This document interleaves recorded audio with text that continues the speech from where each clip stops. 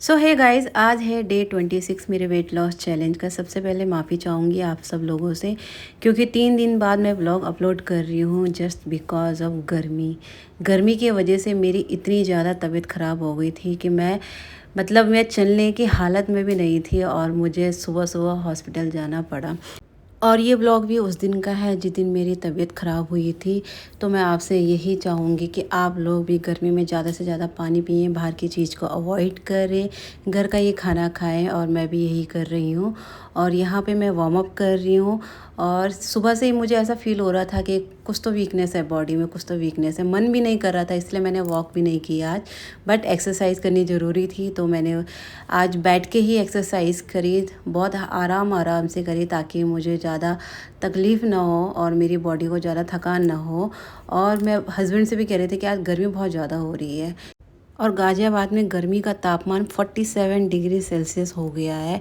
तो सोचिए कि 1-2 महीने में तो शायद 50 डिग्री ना पहुंच जाए। तो अभी मैं अपना वर्कआउट कर रही हूँ यहाँ पर, और चक्रासना और मलासना, जितनी भी एक्सरसाइज आप देख रहे हैं ये मैंने पहले भी रिपीट करी हुई है, तो उन्हीं को रिपीट कर रही हूँ आज। तो बस आज बेसिक ही एक्सरसाइज करी मैंने, क्योंकि बॉडी में सच में जान नहीं थी। फिर इसके बाद मैंने मेडिटेशन किया, उसके बाद फिर मैंने अनुलोम विलोम किया। ये बहुत बहुत ज़्यादा ज़रूरी है। और अभी भी मुझसे बोला नहीं जा रहा ढंग से, क्योंकि मैं ना ब्लॉग को एडिट कर ही नहीं पाई इतने दिन से, क्योंकि गर्मी इतनी ज़्यादा हो रही थी और मुझे प्रॉपर रेस्ट लेना था 3 दिन का। और यहाँ पर देखो गन्नू भी आ गया, बेचारा पड़ोसी है हमारा, लेकिन अब ये अपनी दादी के पास चला गया, तो इसे मैं बहुत याद कर रही हूँ। और इसके बाद मैंने फटाफट से खाना बनाया हस्बैंड के लिए, और साथ साथ मैं ब्रेकफास्ट भी बनाती हूँ, क्योंकि उनके लिए टिफ़िन पैक करना होता है। और रोटी बनाते समय तो इतनी हालत ख़राब हो रही थी। जो भी लेडीज़ घर में रोटियाँ बनाती है, जो हाउस वाइफ है, उन्हें पता होगा कि रोटी बनाते वक्त कितनी हालत ख़राब हो रही है गर्मी में। और ये देखो पसीने की धार लगी हुई है ऊपर से लेकर नीचे तक। और हस्बैंड भी अपना रेडी होके आ गए हैं यहाँ पर, और अपना ब्रेकफास्ट कर रहे हैं। और मैं खाना बना रही हूँ, उनका पैकिंग कर रही है। और बाहर जब मैं गई धूप में, आय हाय इतनी गंदी गर्मी हो रही थी। यहाँ से मैंने टाटा बाय बाय किया बालकनी से, फिर घर के काम में लग गई, क्योंकि ये काम भी करना ज़रूरी है। मैंने कोई मेड नहीं लगाई है, मैं सारे काम खुद ही करती हूँ, क्योंकि मुझे भी ज़रूरत फील नहीं होती है कि हाँ मेड की ज़रूरत है हमें। फिर मैं भी अपना काम वाम करके नहा के आई और पूजा पाठ करी अपनी। फिर उसके बाद मैंने भी अपना ब्रेकफास्ट किया।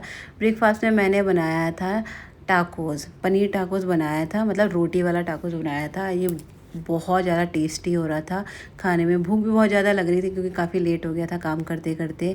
और ये देखिए हालत, गर्मी में हालत जो हो रही है ना इस टाइम पे, देखो आँखों से पानी, नाक से पानी, कान से पानी, हर जगह से पानी पानी निकल रहा है, इतना पसीना आ रहा है। अब मेरी बहुत ज़्यादा हालत ख़राब हो रही थी वाकई में। उस दिन मेरे को ऐसा लग रहा था आज। और लंच में मैंने लिया आलू सोयाबीन गोभी की सब्ज़ी और रोटी दही। सैलेड आज था नहीं, तो इसी से काम चलाना पड़ा।